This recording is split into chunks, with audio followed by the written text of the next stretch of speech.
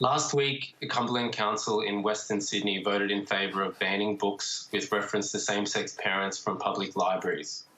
What can be done at a state or national level to stop this attempt at book burning by the far right and protect my right to safety, inclusion and respect at a local council level? Dylan, before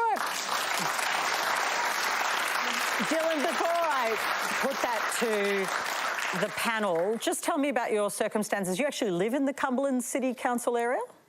Yes, I do. I live here. I pay my council rates here. I've been in a relationship with my partner Trent for over 10 years, and we're sort of in the process of planning our, how we're going to start our family and have our first child. And so yeah, it's a really relevant thing to me at the moment, and I just think that our future child deserves to know, that their family is just as worthy of respect and inclusion as any other. So, Dylan, when you heard that your local council had banned books on same-sex parenting, what was your reaction? Look, honestly, I think this entire stance is just directly copied from the US far-right movement. And the thing is that it doesn't reflect Australian values. We believe in a fair go. We celebrate diversity, and we don't, crusade against it in the way that they have in Cumberland Council. Dylan, I want to put your question to the panel. I'll start with you, Janine. Obviously, that story kind of set the nation on what moment. It still hasn't been overturned, although that's on the agenda this week. We'll see how that vote goes. I think we're all disturbed to see, when we watch what's happening in Florida and places, we always say, thank goodness, that would never happen here. You do go, oh my goodness, this is a worry and it has to be stopped. I do commend the New South Wales Premier, Chris Minns, for finding out if they get any public funding, then it should be withdrawn. I mean, they should use the levers of government to say, if you want a private library or a private one, you can do what you want. But we're not talking hardcore porn here. So, yeah, I think this is something where government should step in on. Absolutely. That lever does exist, doesn't it, funding for the libraries. Do you think it's right that the New South Wales government's raised it? Yes, of course. I thought it was pretty appalling that you'd be looking to ban books in a public library. But that said, I think that it trivialises a broader debate that is happening around children who lack the maturity or understanding around some very sensitive issues: gender identity, sexual relations. In the US you've seen the race relations thing. And I think we need to have an adult conversation as a community about parents being involved in making sure that children are exposed to things when they have the understanding and the maturity to be able to appreciate it.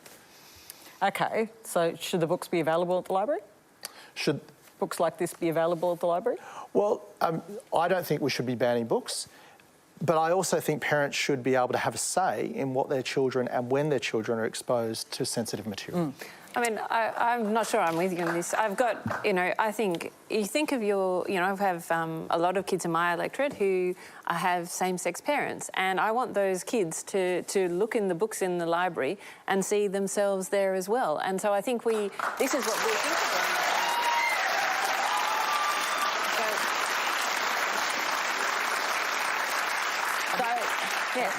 I'm not advocating a ban. I'm advocating that these are sensitive issues and they should be dealt with in a way that is appreciative of the sensitivity. But you don't have to take the book out. No one's forcing them to take the kid to book out. I just think it's a level of overreach on that. Yeah, I'm not suggesting that. Okay, so one of the reasons, and Dylan, thank you for staying with us, but you would have seen this. One of the things I heard, and I'd love to get you on this cause, was that this should stay in Newtown and Marrickville. That's where people should live. And I was sort of astonished in Australia that we sort of put the gays in one suburb and then other people at work, what?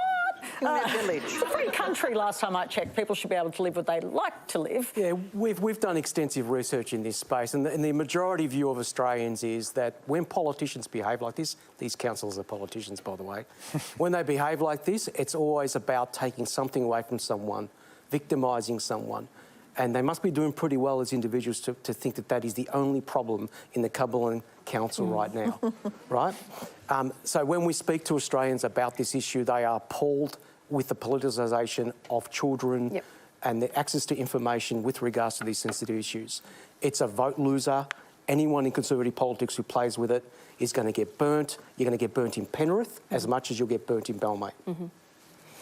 I just want to go back to you, if I can, Dylan, and ask you that about the Newtown-Marrickville line. I mean, you live in this council area. What did you must have heard that line, that you know, that's the place where this sort of stuff happens. You live in Western Sydney, though. Yeah, that's right. And I have for most of my life. And I think it's just crazy for someone to say something like that. Like, if he thinks that gay people don't exist in this area, in his family, in, you know, with his colleagues, everywhere, we're here, right? We're not going anywhere. Thank you, Dylan.